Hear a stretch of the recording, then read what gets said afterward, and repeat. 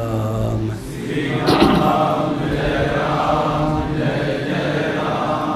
धर्म के अधर्म का प्राणियों में विश्व का गोमाता की गोहत्या भारत सर्वभूत हृदय धर्म सम्राट श्री स्वामी करपात्री जी महाराज की, श्री जगन्नाथ महाप्रभु की, श्री बलभद्र महाप्रभु की, भगवती सुभद्रा देवी की।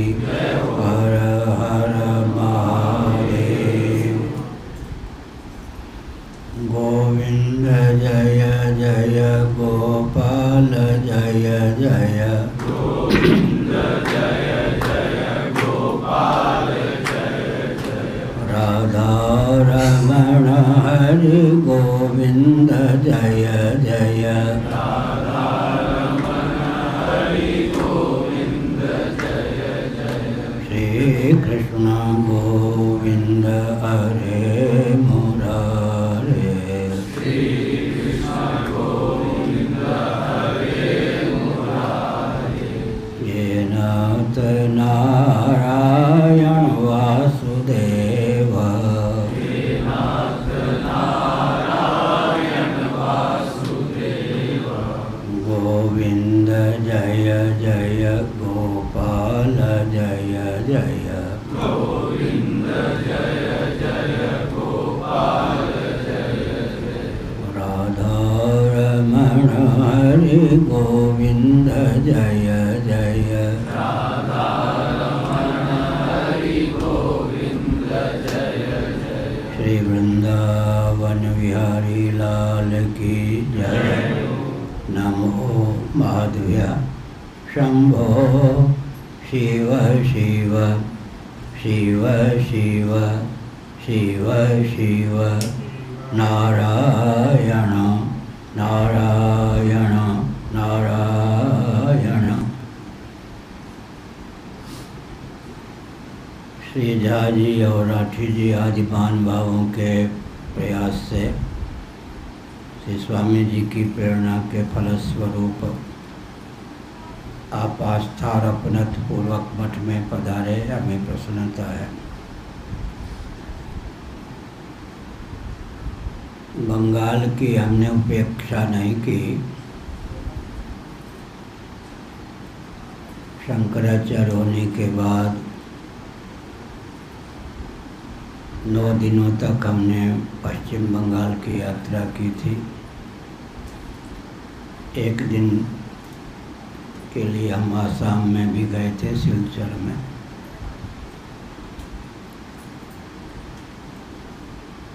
पुरानी घटना है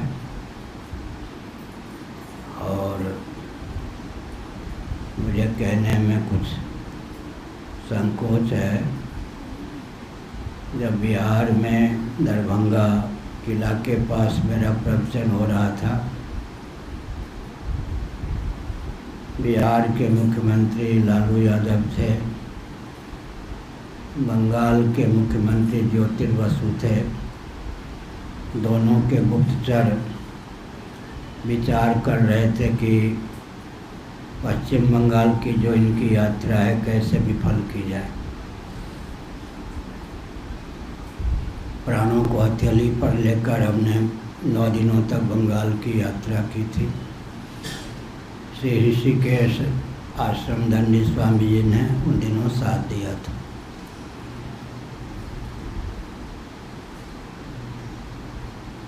लालू यादव जी का शासन बिहार में न रहे और ज्योतिर्बसु का शासन बंगाल में न रहे, यह मेरी योजना थी और समय पर सफल भी हुई। शायद बंगाल के लोग इस बात को जानते नहीं, हमारे कार्य करने की शैली। लालू यादव जी अभी जीवित हैं, उनको पता है कि कैसे शासन उनका टूटा। हमने संकेत किया कि बंगाल में स्वस्थ क्रांति की उद्भावना के लिए वहाँ का जो शासन तंत्र टूटा, उसमें इस पीठ की पूरी भूमिका थी। लेकिन बंगाल के कोई ऐसे व्यक्ति नहीं मिले जो आगे लाभान्वित हो सकें या संपर्क साध सकें। प्रतिवर्ष श्री गंगा सागर में हम 3-4 दिनों तक रहते हैं। वर्षों से यह क्रम चल रहा है। आयोजक राजस्थान परंपरा के महानुभाव होते हैं, आजकल श्री राठी जी आदि हैं, लेकिन वहाँ भी बंगाल परंपरा के व्यक्ति जुड़ नहीं पाए। ये बहुत अच्छा सुयोग है कि इस बार आप आए हैं। बंगाल परंपरा के व्यक्ति अगर जुड़े हैं तो बहुत कुछ कार्य बंगाल में भी हो सकता है, आसाम में भी हो सकता है, नागालैंड, मिजोरम आदि क्षेत्रों में भी हम पहुंच सकते हैं। पूर्व के जितने प्रांत हैं प्रायः विधर्मी शासन तंत्र के अधीन हो चुके हैं। दार्शनिक, वैज्ञानिक और व्यावहारिक धरातल पर सनातन सिद्धांत के स्वरूप और उसकी उपयोगिता को उद्भाषित करने पर स्वस्थ परिवर्तन संभव है। मैं एक संकेत करता हूँ, इतिहास को भी प्रायः विकृत कर दिया जाता है। श्री चैतन्य महाप्रभु पुरी में निवास करते थे और श्री जगन्नाथ जी का दर्शन नित्य ही करते थे। प्रेमाश्रुओं से उनके वस्त्र भीग जाते थे। श्री चैतन्य महाप्रभु के कारण ही श्री जगन्नाथ महाप्रभु जो दारू ब्रह्म के रूप में पुरी में विद्यमान हैं, श्री मंदिर में बंगाल के व्यक्ति आते हैं। पुरी की जो जीविका है, दुकानदार हों, पंडे हों, पुजारी हों, बंगाल पर ही निर्भर है। उसके मूल में श्री चैतन्य महाप्रभु हैं। चैतन्य महाप्रभु के मूल में श्री जगन्नाथ जी। आज जो पुरी में कुछ भी जीविका सुलभ है लोगों को, उसके मूल में श्री चैतन्य महाप्रभु की आस्था जो जगन्नाथ महाप्रभु के प्रति थी। तो बंगाली व्यक्ति अवश्य ही श्री जगन्नाथ जी का दर्शन करते हैं। लेकिन श्री जगन्नाथ जी मूर्ति भंजकों के शासनकाल में दृष्टिगोचर नहीं थे। भगवत पाद आदि शंकराचार्य महाभाग ने ही पुनः प्रतिष्ठित किया। इस इतिहास को भी ख्यापित करने की आवश्यकता है। श्री मधुसूदन सरस्वती जी महाभाग की जन्मभूमि भी नदिया ही है और श्री चैतन्य महाप्रभु की जन्मभूमि भी नदिया ही है। श्री चैतन्य महाप्रभु को तो बंगाल के व्यक्तियों ने ख्यापित किया, श्री मधुसूदन सरस्वती जी को ख्यापित नहीं किया, जिन्होंने विश्व को अद्वैत सिद्धि दी। उनके समान कौन विद्वान। भगवद गीता पर भी मधुसूदनी टीका बहुत ही मार्मिक है, महत्वपूर्ण है। इतिहास को दबा दिया गया। तो मधुसूदन सरस्वती जी को भी ख्यापित करने की आवश्यकता है। किसी चैतन्य महाप्रभु और मधुसूदन सरस्वती जी दोनों की जन्मभूमि नदिया ही सिद्ध है।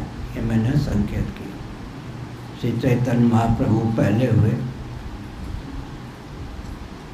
तो एक संकेत मैंने दिया। चैतन्य महाप्रभु के बारे में भी इतिहास को छिपाया गया है। उनका संन्यास का नाम था श्री कृष्ण चैतन्य भारती। मूलतः वो दंडी स्वामी ही थे और दशनामी सन्यासी थे। अभी आप समुद्र के तट पर जाएंगे, श्री चैतन्य महाप्रभु की मूर्ति दिखाई पड़ेगी, शिखा संपन्न, यज्ञोपवीत भी। अब यह भी इतिहास पर पानी फेरना है। चैतन्य महाप्रभु तो दशनामी सन्यासी थे। श्री कृष्ण चैतन्य भारती उनके सन्यास का नाम था, दंडी स्वामी थे। नित्यानंद जी ने उनके दंड को बहा दिया था, वो अलग बात है, पर मूलतः दंडी स्वामी थे और दशनामी सन्यासी चैतन्य महाप्रभु थे। तो इतिहास को ही इस ढंग से विकृत कर दिया गया कि चैतन्य महाप्रभु जी दशनामी सन्यासी थे, इसको ही लुप्त कर दिया गया। और जहाँ चैतन्य महाप्रभु जी का प्राकट्य या जन्म हुआ था नदिया में, वहीं श्री मधुसूदन सरस्वती जी महाभाग का भी जन्म हुआ था। हम लोग तो श्री मधुसूदन सरस्वती जी का नाम लेते ही मुग्ध हो जाते। अद्वैत सिद्धि जिन्होंने विश्व को दी, भगवद गीता पर मधुसूदनी टीका आज भी विश्व स्तर पर ख्यापित है। हम लोग उसे पढ़ाते भी हैं, पढ़ते भी हैं।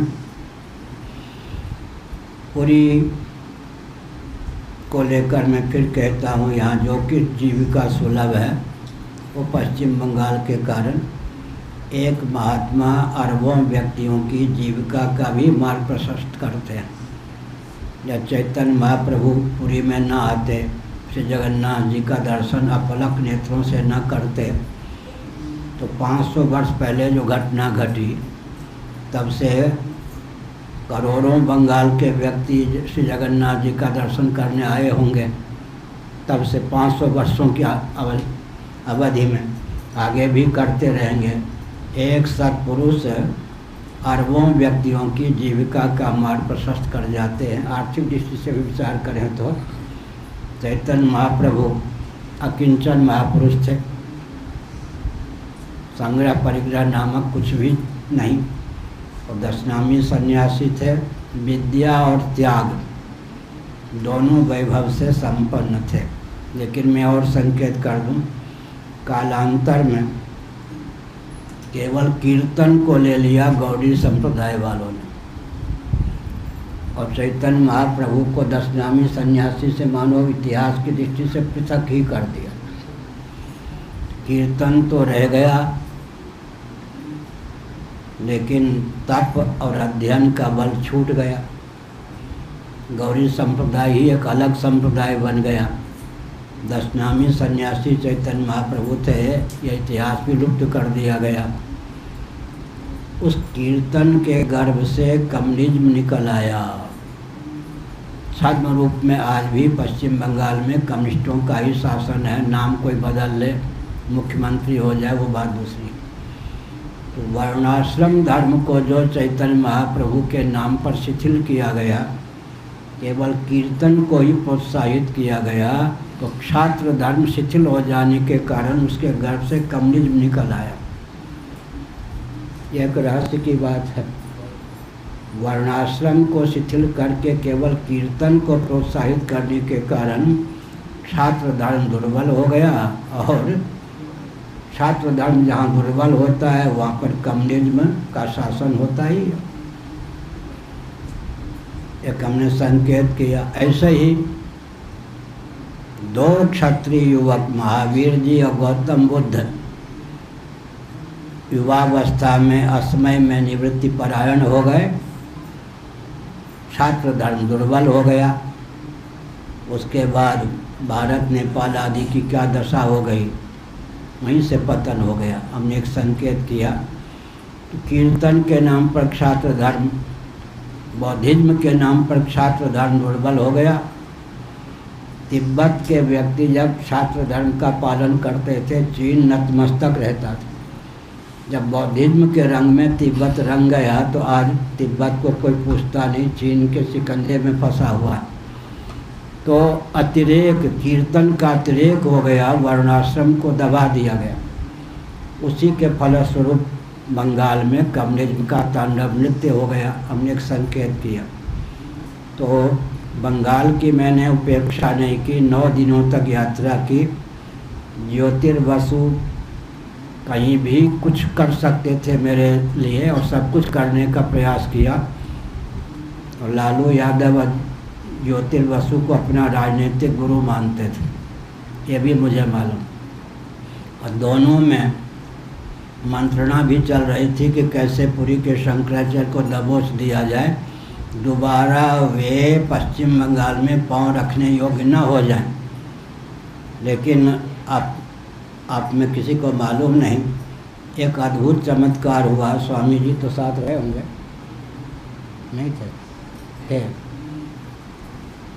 लोगों को कल्पना नहीं थी, एक जगह एकाएक 5000 बंगाल के व्यक्ति आकर हमारे समर्थन में खड़े हो गए। हम भी कल्पना नहीं कर सकते थे, यह भी क्रांति चली। जब ज्योतिर्वसु के गुप्तचरों ने देखा कि ये 5000 व्यक्ति, बंगाल के व्यक्ति एकाएक शंकराचार्य के पास आके खड़े हो गए, तब ज्योतिर्वसु ने हमको दबाने का जो उनका अभियान था निरस्त किया। तो पश्चिम बंगाल के लिए प्राणों को हथेली पर रखकर हमने काम किया। उसके बाद एक दिन के लिए सिलचर आसाम की यात्रा हुई। मुझे मारने के लिए बम रख दिया गया था और श्रोता लगभग वो जो थे 5000, वो सब कौन थे मालूम है? उधर एक संप्रदाय चलता है ना, कौन? हाँ, नागा। वो लोग श्रोता थे। उनकी मंत्रणा थी कि एक वाक्य भी हमारे विरुद्ध बोले नहीं कि बम उड़ा के मार देंगे। लेकिन हमारा प्रवचन सुना, हमें यह नहीं मालूम कि हमको मारने के लिए सिलचर में बम रखा गया है। उधर कोई बोल रहा है क्या? मंत्रणा हो रही है या क्या गपाष्टक हो रहा है? तो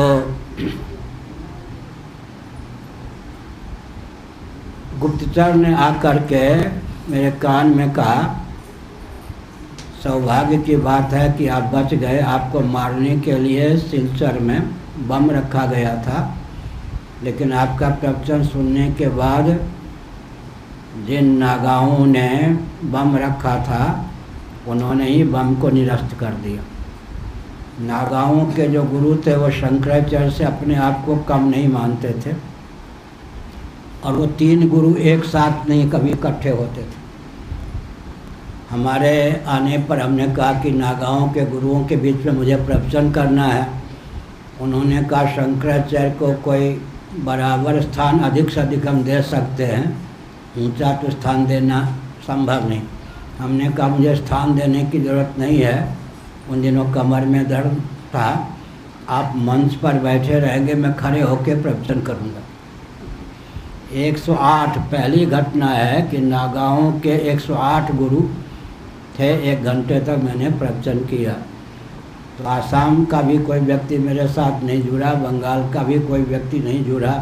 इतनी बड़ी क्रांति आई थी कि ज्योतिर्वसु को भी घुटना टेकना पड़ा था, आसाम के शासन तंत्र को भी घुटना टेकना पड़ा था और बिहार में लालू यादव तो पस्त हो गए थे।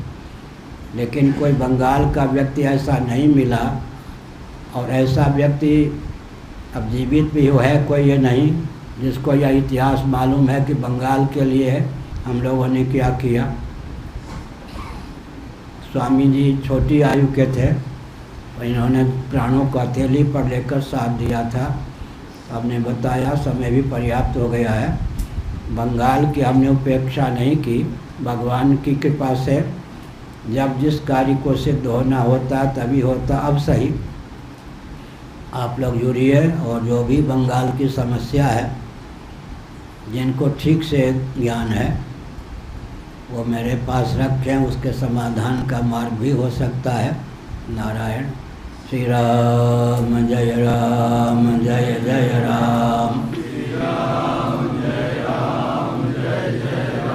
एक हम संकेत करते हैं,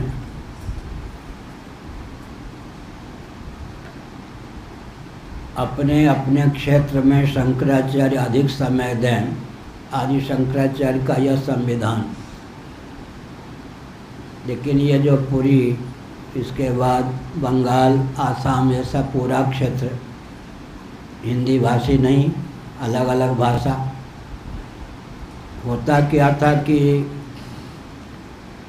राजस्थान परंपरा के व्यक्ति जहाँ कहीं हों, बंगाल में हों, दिल्ली आदि में हों, या हिंदी भाषी उत्तर प्रदेश वाले, ये लोग शंकराचार्य को निमंत्रण देते थे कार्यक्रम में। शंकराचार्य उधर जाते थे। श्री भारती कृष्ण जी महाराज दक्षिण के थे, ज़्यादातर वो दक्षिण का ही कार्यक्रम लेते थे।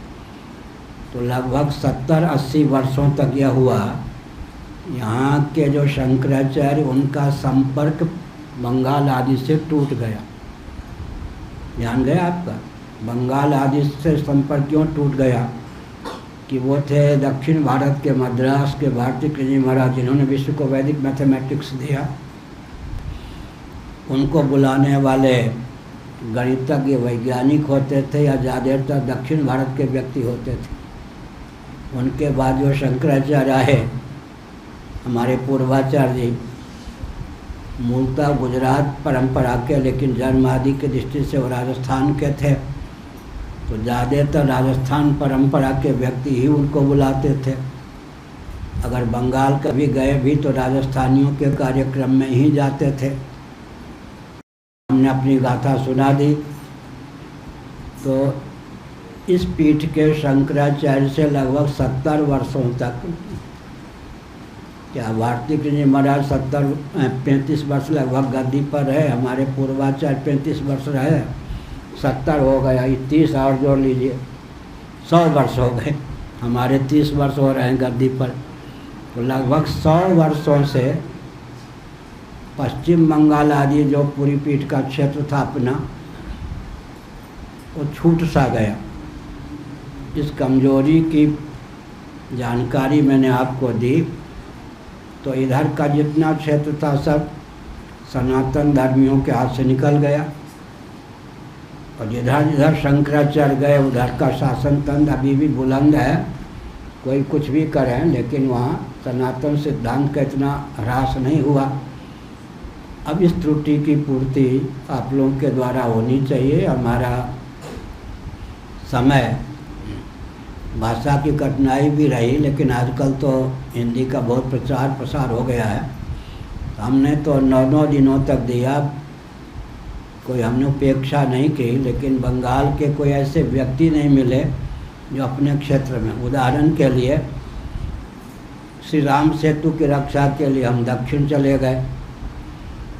तो वहाँ के व्यक्ति, करुणानिधि जी ने राम सेतु को तोड़ने के लिए प्रोजेक्ट का उद्घाटन किया था। सोनिया गांधी थी, मनमोहन सिंह थे। आज राम सेतु सुरक्षित है। आज हमने दक्षिण भारत में जाकर संघर्ष मोल लिया। करुणानिधि तो उनके हेलीकॉप्टर जो हमारे विरोध में खड़ा उन्होंने रखा था, हमारा चित्र लेना, हमारी सारी गतिविधि वहाँ पर तो हमको नष्ट करने की सारी योजना थी।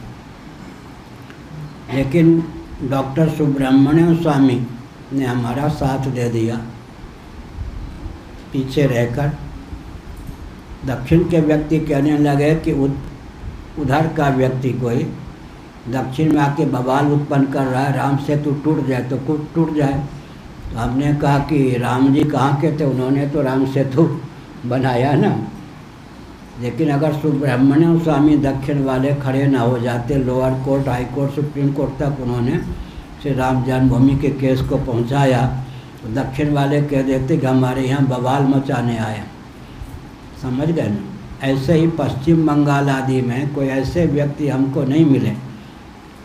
राजस्थान परंपरा के व्यक्ति मिले, लेकिन ये चाहे 4 पीढ़ी से कहाँ बंगाल में रहते हो, इनको गिना जाएगा बाहर का ही। ये अपने आप को बाहर का ही मानेंगे, भले ही भल्ला बोल ले। समझ गए? मनोविज्ञान होता है ना। अब कोई बिहार में काम करना चाहे और बिहार में राजस्थानी जाके बस गया हो, तो लोग कहेंगे बिहारी तो इनके पास है ही नहीं। ये भले ही बंगला बोल रहे हैं कुछ भी करें, लेकिन माना जाएगा कि मूलतः ये बंगाल के नहीं है। तो बंगाल में राजस्थानी हमारा साथ भी दें, लेकिन जब तक बंगाल के मूल के व्यक्ति साथ नहीं देंगे तब तक बंगाली हमको स्वीकार नहीं करेंगे। समझ गए ना?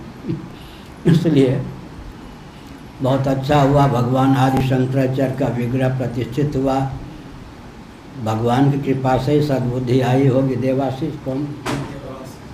आप? हाँ, अच्छा, आपने प्रतिष्ठित किया, बहुत ऊंची बात है। एक मार्ग तो मिला। तो आप जो कुछ मैंने कहा इसका भी प्रचार कीजिए कि श्री चैतन्य महाप्रभु 10 नामी सन्यासी थे। उनके सन्यास का नाम था श्री कृष्ण चैतन्य भारती, वो दंडी स्वामी थे। ये इतिहास भी लुप्त कर दिया गया है नहीं। मधुसूदन सरस्वती जी महाभाग तो अद्वैत सिद्धि के रचयिता, वो भी नदिया के थे, वो दंडी स्वामी थे। तो ये दोनों सन्यासी मधुसूदन सरस्वती जी को भी बंगाल वाले भूल गए और चैतन्य महाप्रभु को गौड़ी संप्रदाय के रंग में रंग दिया। उनके तिलक उलक भी मिटा दिए, दंड भी पता नहीं, चोटी भी रख दी है, जनेऊ भी रख दिए, इतिहास पर ही पूरा पानी फेर दिया। श्री चैतन्य महाप्रभु का नाम श्री कृष्ण चैतन्य भारती था, दंडी स्वामी थे, दशनामी सन्यासी थे। इस बात को मधुसूदन सरस्वती जी महाभाग भी नदिया में ही उत्पन्न हुए। चैतन्य महाप्रभु को तो ले लिया किसी और रूप में, लेकिन मधुसूदन सरस्वती जी को तो बंगाल ने ऐसा फेंका, बंगाली को भी पता नहीं कि उनकी जन्मभूमि भी नदिया ही थी। तो इन दोनों महान भावों को लीजिए। श्री चैतन्य महाप्रभु भी दशनामी सन्यासी ही थे और मधुसूदन सरस्वती जी महाभाग जिन्होंने विश्व को अद्वैत सिद्धि नामक ग्रंथ दी, वो स्वयं नदिया के ही थे, बंगाल परंपरा के ही थे। इस चीज़ को ख्यापित करेंगे तो बहुत अच्छा होगा। श्री वैष्णवों के प्रति भी हमारी बहुत सहानुभूति है। कोई ऐसा वैष्णव आचार्य नहीं ऐसे है जो हमारी निंदा करते हों, क्योंकि हम भगवान की भक्ति का खूब प्रचार करते हैं। अवतारवाद पर भगवत कृपा से हम लोगों के पास जितनी सामग्री है, अवतार पर ही बोलने लगे तो श्री वैष्णवों के पास तो आज है नहीं। अवतार के स्वरूप का जो विज्ञान हम लोगों को परंपरा से प्राप्त है, तो बंगाल, आसाम आदि में आप लोग व्यू रचना कीजिए, हम समय देते रहेंगे। और श्री वैष्णवों के लिए भी चार चांद लगने का ही मार्ग प्रशस्त होगा। हमको इस ढंग के से नहीं है कि भगवान का अवतार न मानते हो या सबको ब्रह्म ही बना देते हो एक क्षण में। पूरे वर्ण धर्म, आश्रम धर्म की रक्षा करते हुए फिर राष्ट्र धर्म, धर्म, अध्यात्म और राष्ट्र तीनों को लेकर हम चलते हैं। केवल राष्ट्रवाद भी नहीं चल पाएगा धर्म अध्यात्म को ताक पे रख के, और धर्म अध्यात्म पकड़े रहेंगे, राष्ट्र को नहीं लेंगे तो राष्ट्र कुछ और ही हो जाएगा। तो क्या अब नेपाल में देखो ना, सनातनी ही तो हैं, लेकिन शासन किनका है? 4 कम्युनिस्टों की पार्टी मिलकर नेपाल में। अब नेपाल कहाँ रहा हिंदू राष्ट्र? इसका मतलब शासन तंत्र अगर आपके हाथ में नहीं है तो धर्म का प्रचार प्रसार कैसे होगा? नेपाल की दुर्दशा हो गई। अगर नेपाली देखें तो भगवान के भक्त हैं या नहीं, आस्तिक हैं या नहीं? क्या त्रुटि हुई कि नेपाल में जब क्या है ये चुनाव की प्रक्रिया है तो कम्युनिस्ट पार्टी बहुमत में कैसे आ गई? राजा जो थे उस समय मैंने उनको सावधान किया था, राजा से क्या त्रुटि हुई कि नेपाल को स्वावलंबी बनाने, सुबुद्ध बनाने में वो चूक गए। नेपाल के व्यक्ति कम्युनिस्ट हो गए, आज कम्युनिस्टों का शासन है नेपाल में। बहुत कुछ मैंने कहा, समय भी पर्याप्त हो गया, 12:15 हो गया। श्री राम जय राम, जय जय राम, श्री राम जय राम, जय जय राम। सुभाष चंद्र बोस जी का जन्म कहाँ हुआ था? कटक में। बंगाल परंपरा के थे या नहीं? उधर सुभाष जी को याद कीजिए, उधर चैतन्य महाप्रभु को याद कीजिए, उधर मधुसूदन सरस्वती जी को याद कीजिए। ठीक, 3 को याद कीजिए, सारा काम बन जाएगा। सुभाष चंद्र बोस जी को याद कीजिए, उधर मधुसूदन सरस्वती जी को याद कीजिए, उधर श्री कृष्ण चैतन्य भारती जी को याद कीजिए। हर हर महादेव।